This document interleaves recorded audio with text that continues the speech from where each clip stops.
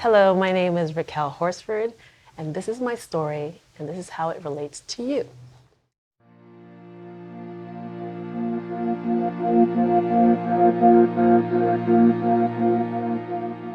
I'm going to take it back to the first time I experienced racism.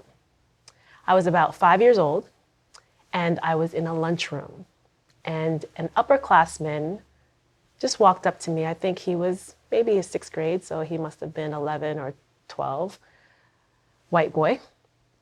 And he came up to my face and called me a nigger. I was shell-shocked.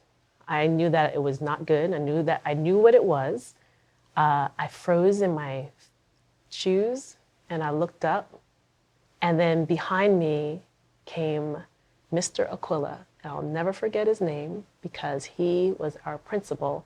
He had a very deep voice, and he came with authority and came into that little boy's face, grabbed him by the collar. To me, it looked like he picked him up with one hand to the sky. And he reprimanded him. He made him feel bad. He embarrassed him. He forced him to apologize.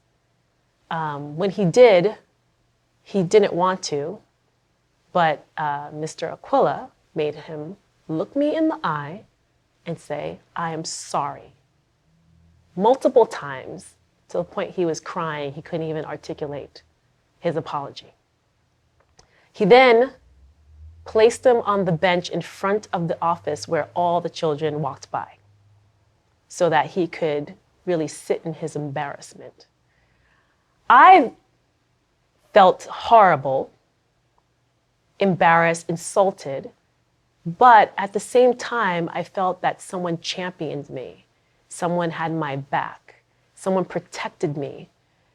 So right then, I realized that I was in a somewhat safe environment because someone saw me and they stood up for me and they protected me. I don't know what would have happened if Mr. Aquila did not stand up for me at that point in my life. Could you imagine just being embarrassed and being just racially profiled, insulted, if nothing happened from that action?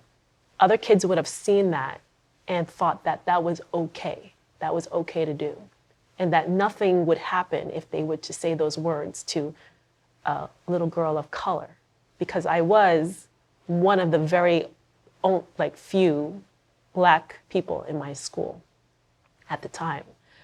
I always think, wow, the trajectory of my life could have been so much different if I felt like no one cared about me, but someone did.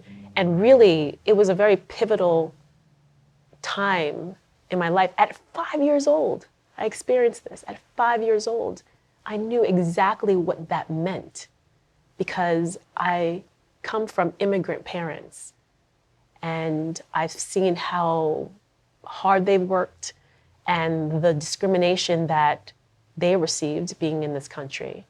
My grandparents immigrated here. The news, just everything around our lives, our social lives, the business. My parents were very open. They didn't hold their tongue because it was a form of protection. It's a form of love. So to keep it moving and to survive, you have to know what's happening so that you can recognize it, so you can protect yourself. So I always think, thank God for Mr. Aquila. He really saved me, because from then on, I stood up for myself, and I didn't let anyone get away with doing anything or saying anything. Someone was going to know, and someone was going to pay for it.